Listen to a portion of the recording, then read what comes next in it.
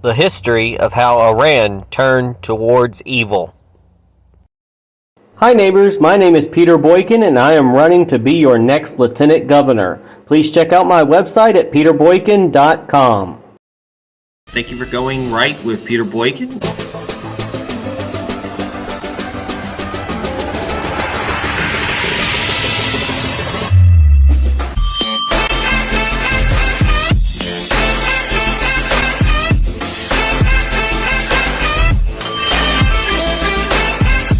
Hi folks, my name is Peter Boykin and I'm running to be your Lieutenant Governor of North Carolina. You can check out my website at peterboykin.com. Today, let's delve into the background of Iran, exploring its narrative and the historical journey throughout the 20th century. The tapestry of Iran's history in the 20th century weaves a complex narrative marked by seismic shifts and geopolitical intricacies. As the 19th century dawned, Iran grappled with the pressures of imperial powers, navigating external forces that tested the resilience of its sovereignty. The discovery of oil in the early 20th century brought newfound wealth, but also sowed the seeds of geopolitical strife, casting shadows over the nation's destiny. In the mid-20th century, amid the quest for modernization under Mohammad Reza Shah Pahlavi, discontent brewed beneath the surface. The Shah's sweeping reforms aimed to propel Iran into a new era, but societal and political tensions simmered, laying the groundwork for a profound transformation. The late 1970s witnessed a tempest of change as the Islamic Revolution took center stage. Born from simmering discontent with the Shah's autocratic rule, the movement, led by Ayatollah Khomeini, resonated with a collective yearning for political change and a return to Islamic values. The rallying cry of "Death to the Shah" echoed through the streets, culminating in the Shah's flight from Iran in January of 1979. On April 1st, 1979, a national referendum established the Islamic Republic of Iran, heralding a radical departure from its past. Under Khomeini's guidance, the theocratic regime sought to imbue Islamic principles into every facet of society. Clerics assumed key positions of power, ushering in a new legal and judicial framework aligned with Islamic law. The changes were sweeping. Family law, education, and cultural practices underwent radical transformations, with conservative dress codes impacting women's rights. Internationally, Iran distanced itself from Western alliances, pursuing an independent path that strained relations, exemplified by the 1979 hostage crisis involving 52 American diplomats.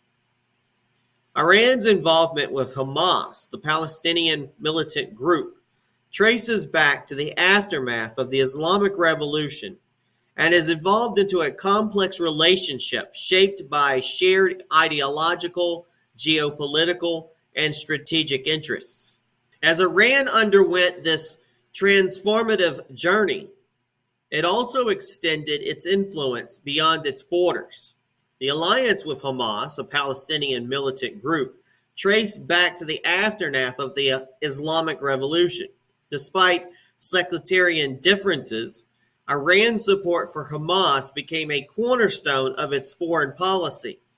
Aligning with the shared anti-Israel sentiments, financial support, military aid, and training were provided to Hamas, serving Iran's broader geopolitical interests by countering perceived adversaries and establishing influence in the Palestinian territories. The complex web of alliances, rivalries, and ideological motivations underscores the intricate nature of Iran's involvement with Hamas.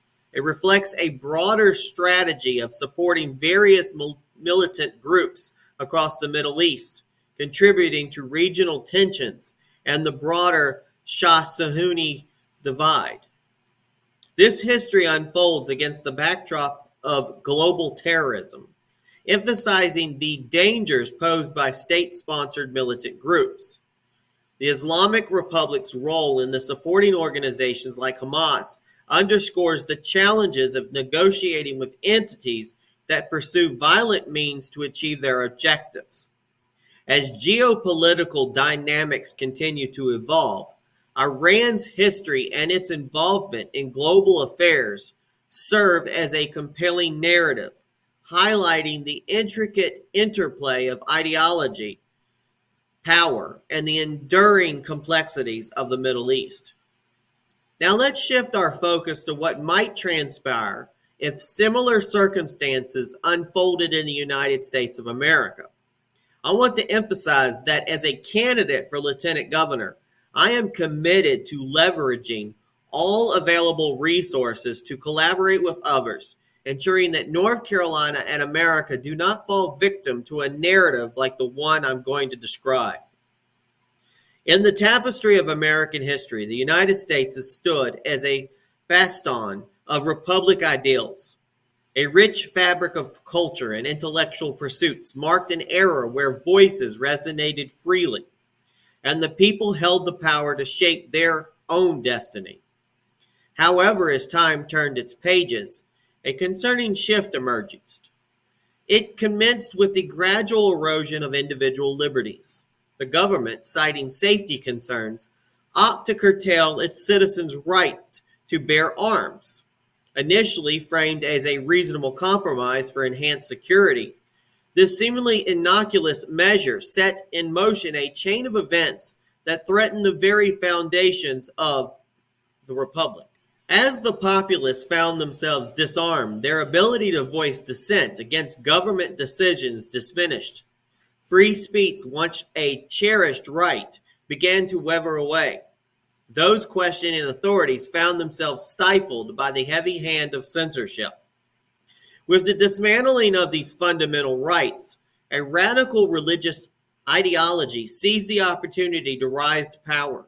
The once republic-governed nation succumbed to the oppressive rule of a theocratic regime, echoing the darkest days in Iran's history. Theocracy, as a vessel of power, ushered in a chilling wave of authoritarianism. Under this new regime, state support for extremist groups became policy. The government not only turned a blind eye to terror, but actively promoted and funded groups that wreaked havoc on their own citizens and beyond. The once peaceful nation of the United States of America found itself entangled in a web of global turmoil, exporting terror in the name of a distorted ideology. Now, the lessons from this cautionary tale resonate through time, underscoring the urgent need for the preservation of individual freedoms. The right to bear arms, far from a mere privilege, stands as a safeguard against the encroachment of authoritarian forces. It symbolizes the people's ability to resist oppression and serves as a reminder that a nation's strength lies in the hands of its citizens.